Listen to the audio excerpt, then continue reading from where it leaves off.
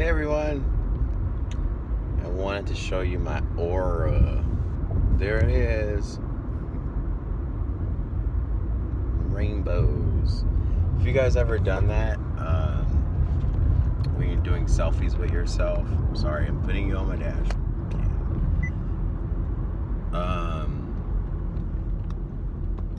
There we go. Some people have like aura tests done and they can see it, but I think it's just really cool how, anyways, how are you guys today? So I think I kind of understand what's going on, specifically with me and specifically what's going on with Capricorns right now. It's sort of like Capricorn leads the pack.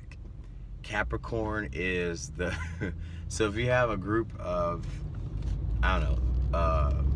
explorers, for lack of words, someone has to go out and find the path out of here. That's Capricorn. Leo's the one who strategizes the plan. Sagittarius is the one that says, that's just not going to work, you guys, because that's just a stupid idea. Aquarius, well, I don't think that's a good idea. I just feel, I don't think that, I just feel very worried about doing that. Then you have Libra, what am I gonna wear? Or, the temperatures, we need to accommodate ourselves to survive this climate. Virgo. All right, so how about y'all go over there, you do X, Y, and Z, and me and us will go over here and do that. Scorpio is sort of like, I'll walk it back of the line in case anybody messes with y'all. Gemini, I don't want to go there with you, because Gemini will be part of this group and then change his mind and go to that group. Cancer will go, I already know how this is going to turn out, so I'm going to just wait until you guys come back. Did I forget anyone else? Aries. Aries would be like, I told you guys this wasn't going to work. I told you guys from the very get-go you should have just went with my idea. It's just a mess. I think I forgot one zodiac sign, but it's okay. Anyways, so Capricorn is going through a lot right now. I think we are the first, because many leaders in the world, in politics and entertainment, they are selected in those roles because of their birthday, believe it or not. And so a lot, like I say go Obama because I don't like to say Obama, but go Obama, Oprah, Martin Luther King, there's so many names of people in the sign of Capricorn. So basically what I'm trying to say is, we are the ones who are thrown out to be the example or the science project. Then everybody else takes their notes from our experience. It's the truth. So long story short, I think what's happening is we are literally, when you unplug a cord, your hand is right on the outlet and you're about to just go. I think that's where Capricorn is right now. We are like, we're not done, but we're done. We are just so fried and tired and sick of all of it. We are just effing done with everyone and everything. And it's weird because yesterday I had a cry session and a glass of tequila. And I was literally just like, I'm just gonna drink and cry because I am tired of holding it in. I'm tired of thinking that there's these rules I have to follow in life where I start ripping my insides apart emotionally because I feel bad about doing something that I felt was release or compassion or out of love or out of caring for someone. Or it's just like, no matter what angle I tried my best to be my best in, it backfired. And I was sharing with everyone about Sedona. I literally came back from Sedona. I said this in my last video. It wasn't even 48 hours that I came back to Los Angeles, and everyone gave me so much crap about me not paying attention to them, what they needed me to do. They need me.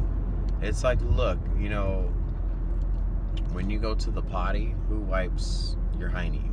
When you make your dinner, who provides it for you? You know, and I ran into my mom and talked to her for a second, because she's kind of like my cheerleader. When I'm like low, my mom really, because my mom's Leo, so she knows, like, buck up, but she says it in a loving way. But she was just saying that, like, there's so many things that happen to me at one time, and that is my anxiety, that is my panic.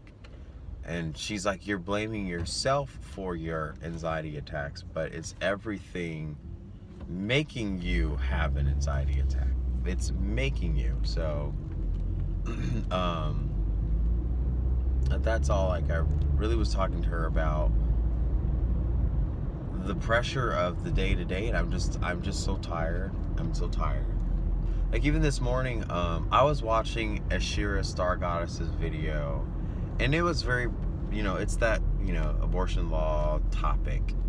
And what I was saying on social media, people didn't agree with me.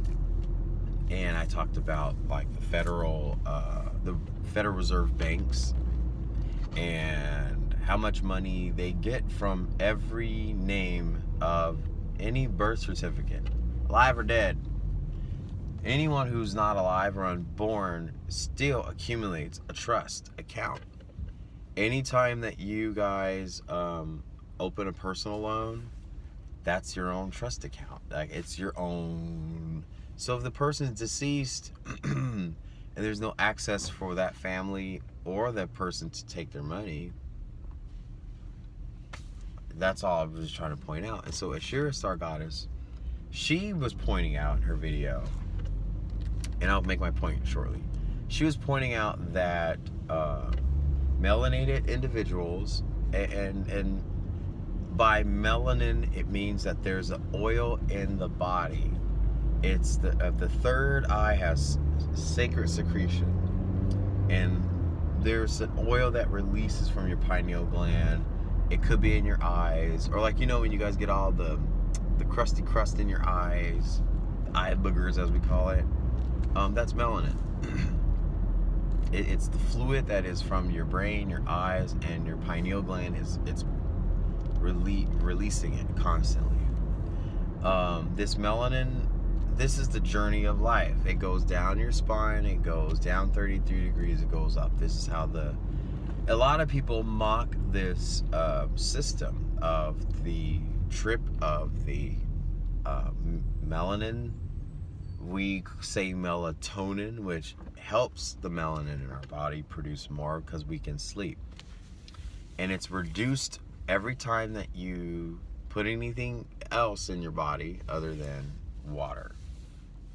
You know, so as I was telling people, like, try not to smoke too much weed, try not to CBD too much, and stop the acid trips and the mollies, because you develop a psychoactive response to everything, but then it turns your pineal gland off, because it's your mind is acting as though your pineal gland is being psychoactive, but it's not.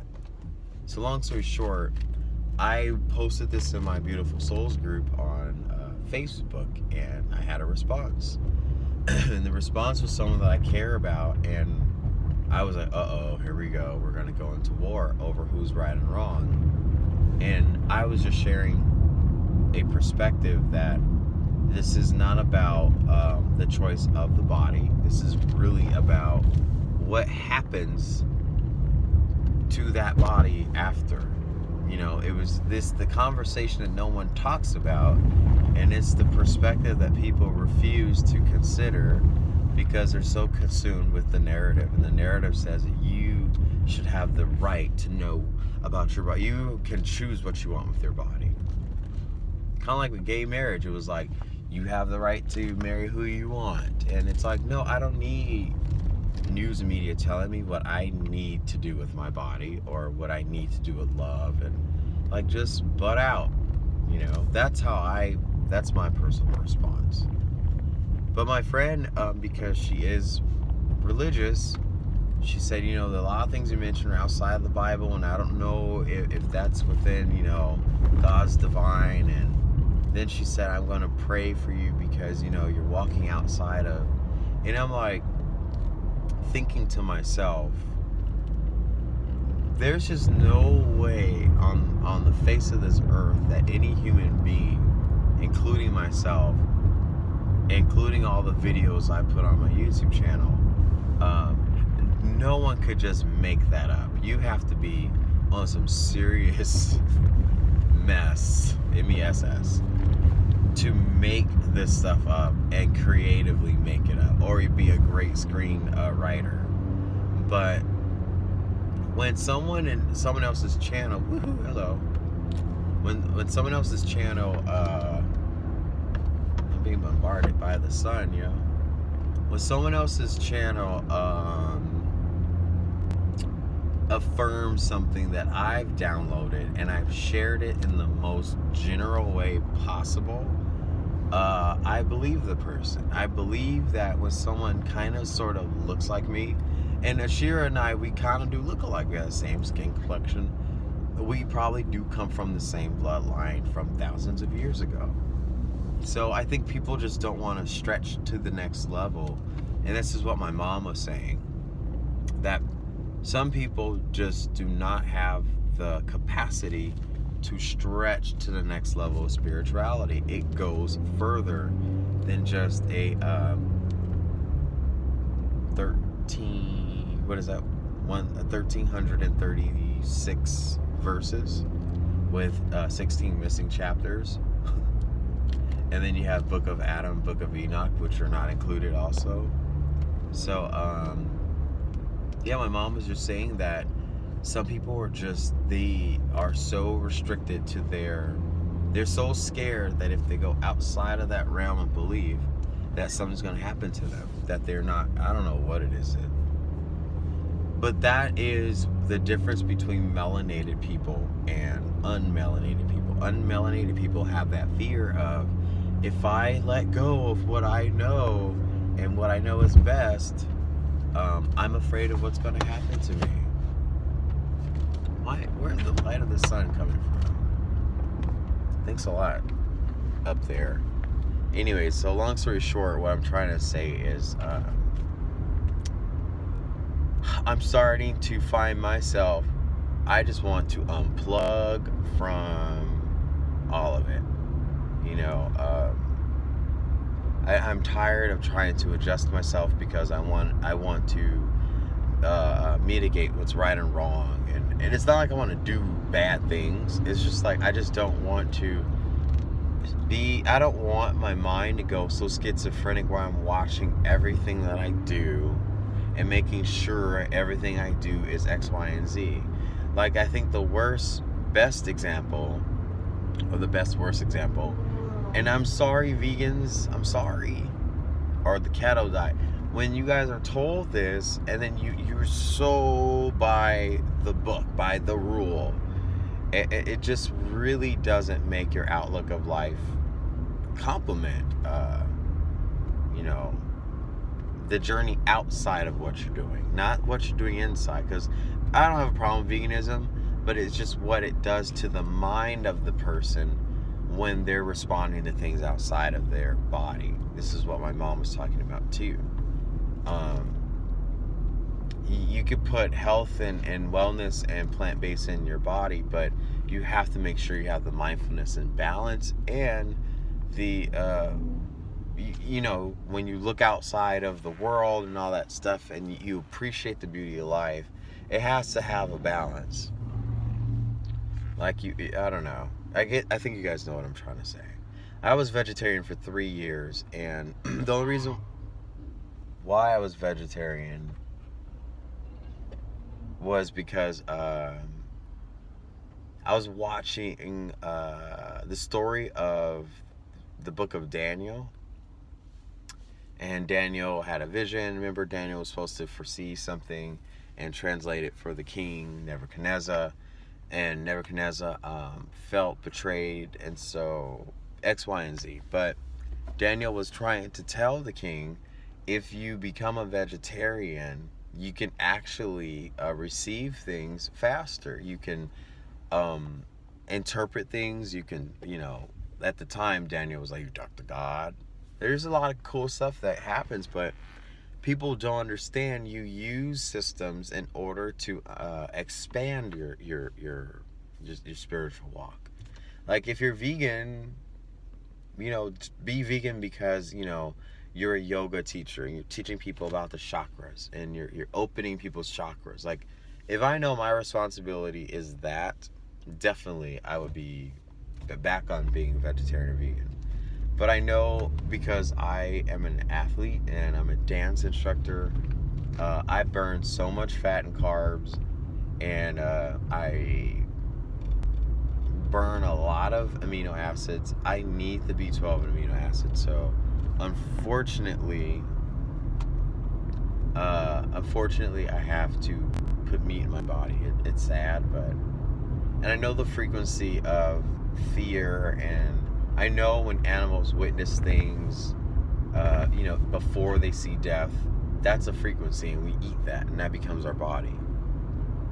So I can understand that that perspective. That's why I want to be vegetarian. I didn't want fear in my body. But then I was becoming too schizophrenic, where I was like, no, I can't have that, no, and I just don't want to have all these different laws and boundaries and all this. It's draining. I'm even drained talking about it, right? Fighting every day to be enlightened and inspired. Capricorns are just exhausted right now. We are pooped. But we're inspired. Anyways, I just want to let you guys know that this is a long video already. And I'm at work.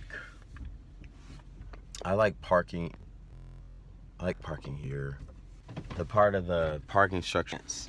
And those I noticed that recently.